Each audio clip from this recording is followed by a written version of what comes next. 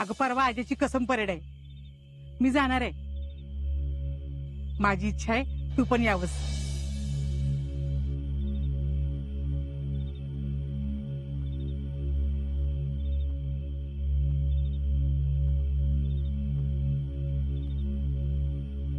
सुमन,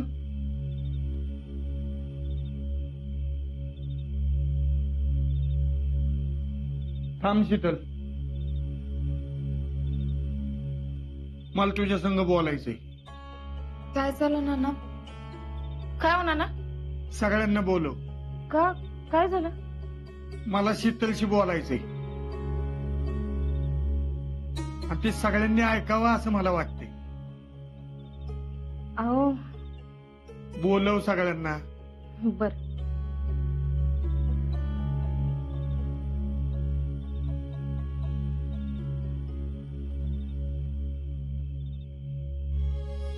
काय बोलायचं असेल नानांना?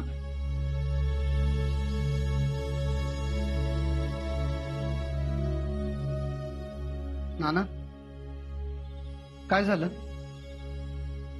नीलम, आता हिथं जे काय बोलणं होईल ना ते सगळं आप्पाला फोनवरनं कळव. सांगते. इतके दिवस झाले मी शीतलचं वागणं बघतोय, म्हणून मला असं वाटलं की तुमच्या समोरच तिच्याशी बोलावं. कारण तुम्हाला ती कळायला पाहिजे इथं थांबायला कुणाला काय अडचण नाही.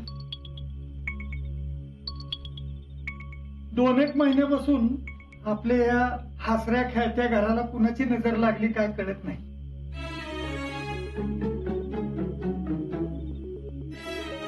आज पाहू तर मी कुणाच्या डोळ्यात पाणी बघितलं नाही.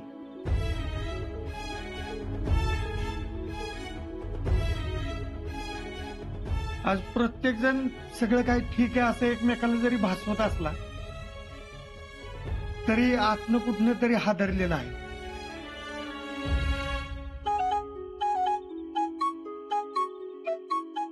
कारण प्रत्येकाला घराच्या सुखाची काळजी आहे.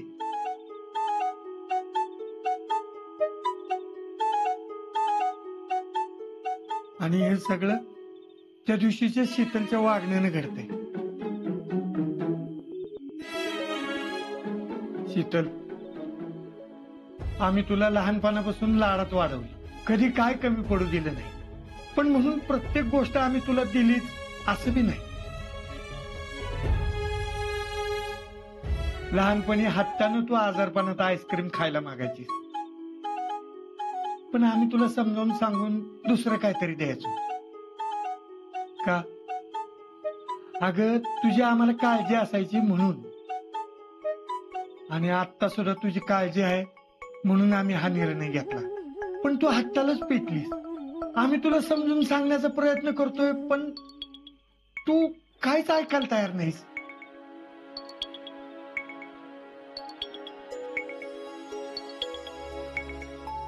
शीतल, अगं तू जो काय स्वतःला त्रास करून घेतीस ना त्याचा आम्हाला सगळ्यांना पण त्रास होतोय.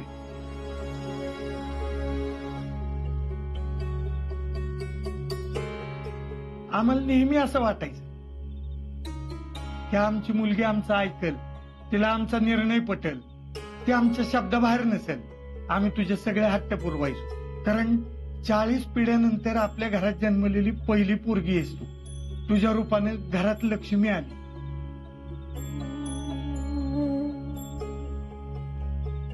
अगं तुझ्या जन्मानंतर आम्हालाच नाही अख्ख्या गावाला आनंद झाला होता. हा जितू नाचत मला म्हणाला होता, नाना आपल्या पोरीला काही कधी कमी पडू द्यायचं नाही बरं का. सांग ना, आम्ही कुठे कमी पडलो तुझ्यासाठी?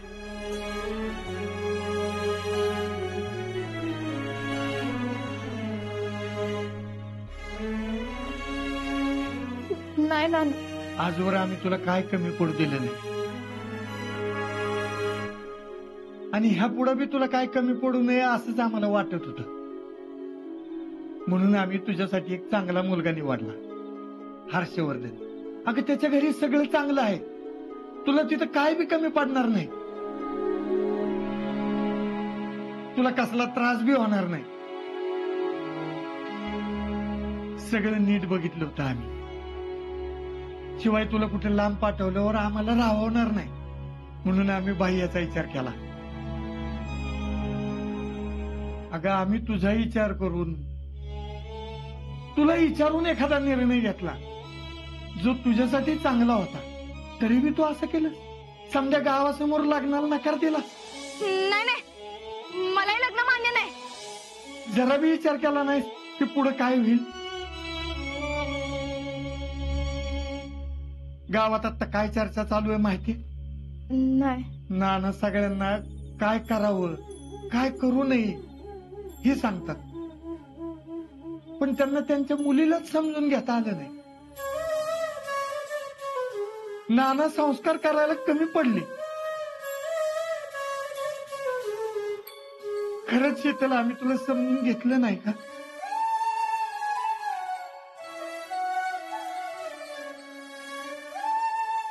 खरंच माझे संस्कार कमी पडले का? नाही नाना, तुम्ही मला समजून नाही घेतलं असं माझं मत नाही. आणि तुमचे संस्कार कधी बी चुकू शकत नाही.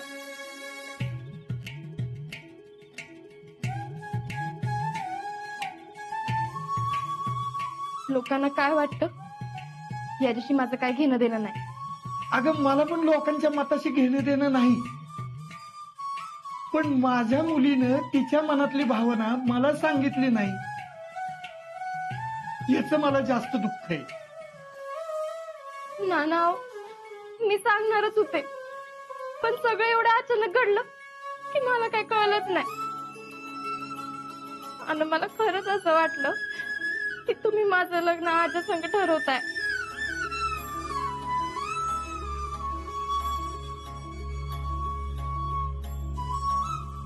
तुला असं का वाटलं हे मला जाणून घ्यायचं नाही. मला जाणून घ्यायचंय तू अजिंक्यची निवड का केलीस.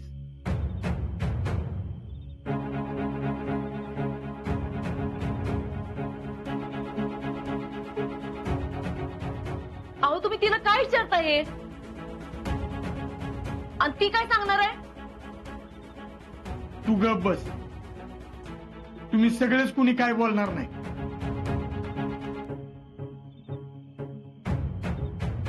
तुम्हाला इथं फक्त ऐकायला बोलवलेलं आहे. आजपर्यंत तुम्ही सगळेजण बोलला, आता मला बोलू देत. तिच्या मनात नेमकं काय आहे ती मला कळू देत. तिनं काय विचार केलाय हे मला तिच्या तोंडून ऐकायचंय. बोल शीतल, मी काय विचारतोय त्याचं उत्तर दे. हे बघ, तू जरा आज बोलली नाहीस ना तर परत तुला इथं कुणीच विचारणार नाही. सांग, काय बघितलंस अजिंक्यमध्ये?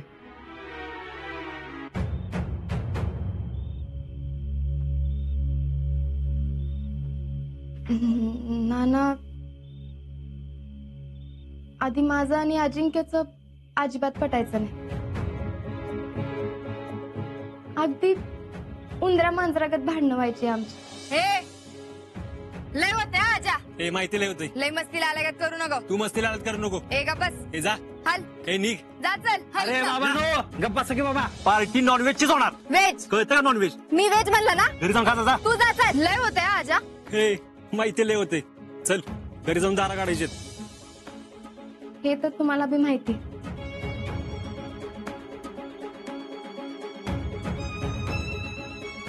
पण जेव्हा मी त्याच्यातलं देशप्रेम बघितलं तेव्हा मी त्याच्या प्रेमात पडले.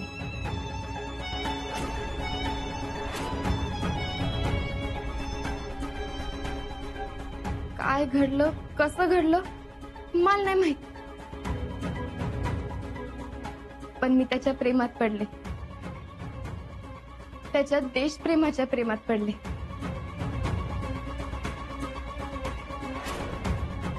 आपलं देशप्रेम फक्त 15 ऑगस्ट आणि 26 जानेवारीला जागं होतं.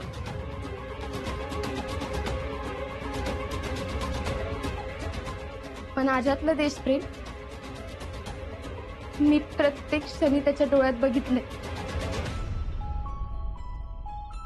नाना, आजा अगदी तुमच्या गतच आहे. कुणाला भी मदत लागली तर धावून जातो. रस्त्यात खड्डा जरी असला तर ते काम नीट न करणाऱ्याचा राग येतो त्याला.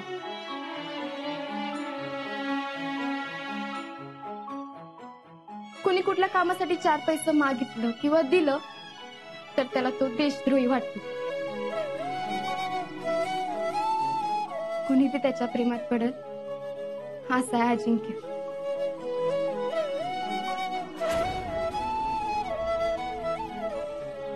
आणि त्याच्या प्रेमात पडायचं सगळ्यात मोठं कारण म्हणजे तो फौजी होणार आहे. त्या पलीकडे जाऊन अजून कुठलं कारण पाहिजे? फौजी आपल्यासाठी लढतात, जीवाची बाजी लावतात. त्यांचं हेच देशप्रेम आणि समर्पण मला आवडतं. नाना, मी नुसतं आजवर प्रेम करत नाही, त्याच्या देशप्रेमावर प्रेम करते. तिला बोलायला काय जातंय? रोज भलत्या सत्य बातम्या ऐकू येत असतात. उद्या बॉर्डरवर लढताना फौजीच्या जीवाला काय बरं वाईट झालं तर त्याच्या बायकोनं काय करायचं?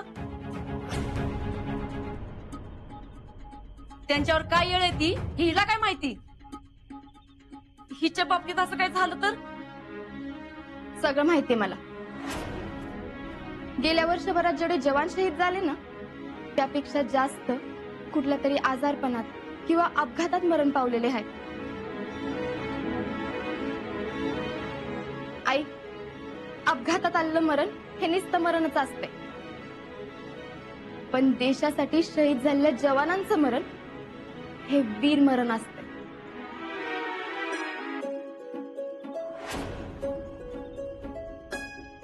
आपल्याला लग्नासाठी राजकारणी चालतो, डॉक्टर चालतो, इंजिनियर चालतो, पण आपण इथं सुखानं जगाव म्हणून आपल्या जीवाची बाजी लावणारा तो फौजी का चालत नाही? हे बघ, हे नुसतं बोलायला आणि ऐकायला बरं वाटतं, पण तू जरा स्वतःचा विचार करून बघ. हितच तर आपलं चुकतंय. फौजी अख्ख्या देशाचा विचार करतात आणि आपण नुसता आपलाच विचार करायचा. नाना, जर प्रत्येकाने ठरवलं की आपली पोरगी फौजीला द्यायची नाही तर आपल्या देशाच्या रक्षणासाठी पोरं उभीच राहणार नाहीत.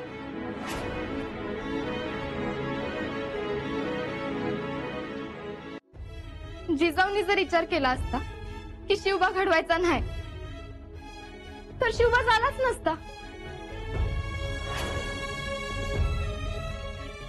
उलट त्या कणखरपणे त्याच्या पाठीशी उभ्या राहिल्या.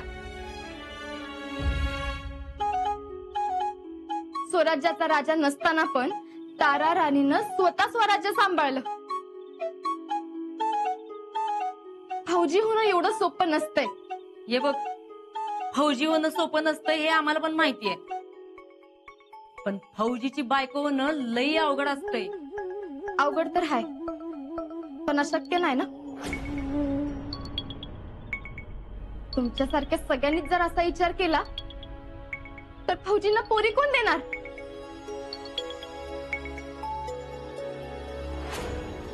इथल्या अगं पण वर्षभर फौजीला सुट्टी मिळत नाही.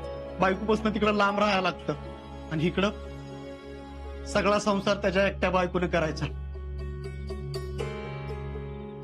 मग कसं करायचं? शहाजी राजांपासून लांब राहून जिजाऊंनी शिवबा घडवलाच की. त्यांना नाही कधी एकटं वाटलं? तसंच आपला नवरा जर आपल्या जवळ नसून तिथं सीमेवर देशाचं रक्षण करत असेल तर आपल्याला भीती नाही तर अभिमान वाटला पाहिजे.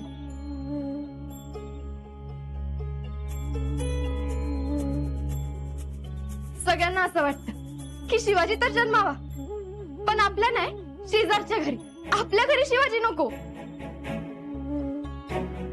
तसंच पोरांनी भरती तर व्हावं, पण आपली पोरगी त्यांना द्यायला नको. का? कारण उद्या त्या पोरीचं काय होईल याची भीती.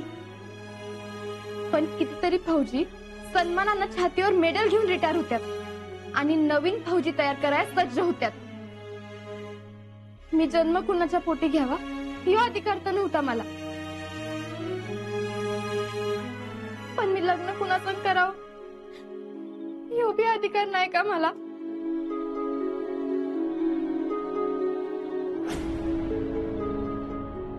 नाना, तुमची शिकवण आहे ना की स्वतःचा विचार करायचा नाही. भाऊजी तेच तर करतात. भाऊजीची बायको व्हायचं भाग्य सगळ्यांना नाही मिळत. मी तुमच्या पोटी जन्म घेतला हे माझं भाग्यच आहे.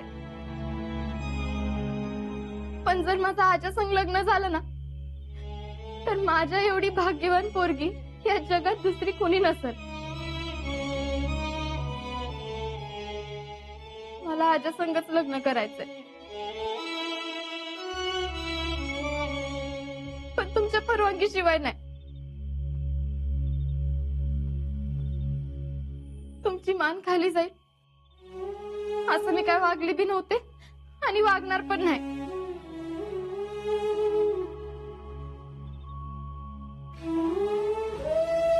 मी फक्त माझं मत सांगितलं आणि जर अजून बी तुम्हाला पटत नसेल तर मी तुमच्या इच्छेसाठी हर्षवर्धन बरोबर लग्न करायला तयार आहे.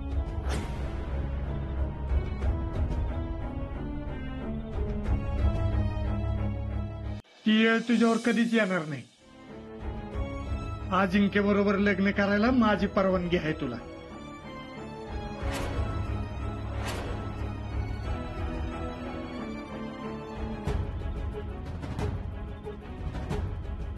अहो काय बोलताय हे? मी विचार केलाय. 1-2 दिवस नाही, चांगलं 2-2.5 महिने विचार केलाय. मला आपल्या पोरीचं सुख बघायचं.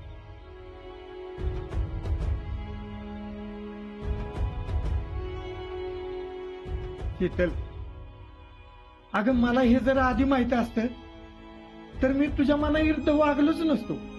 हो पण नाना गावात काय चर्चा? गावापेक्षा मला माझी पोरगी महत्वाची आहे. ती जर चुकीची असती ना तर गोष्ट वेगळी होती. पण ती चुकीचं काय बी वागलेलं नाही. माझी मान खाली जायला असं तिनं काय बी केलेलं नाही. तिनं जर स्वतःचा विचार करणारा पोरगा निवडला असता ना तर मला वाईट वाटलं असतं. पण तिनं असा पोरगा निवडलाय की ज्याचा अभिमान नुसत्या गावालाच नाही अख्ख्या देशाला असेल.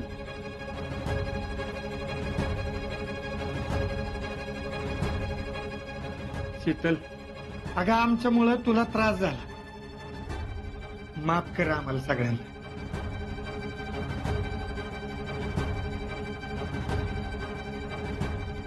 तुझं लग्न अजिंक्य बरोबरच होईल. तुझ्या समोर एक आदर्श असशील. आज मी तुझा बाप असल्याचा मला अभिमान वाटतोय. थँक्यू नाना. आजवर आपण आपल्याच मनाचा विचार करत होतो. शीतलला काय वाटतंय याचा विचारच कधी केला नाही. अहो पण उषा, अगं लेकराच्या आनंदातच आपला आनंद असतो.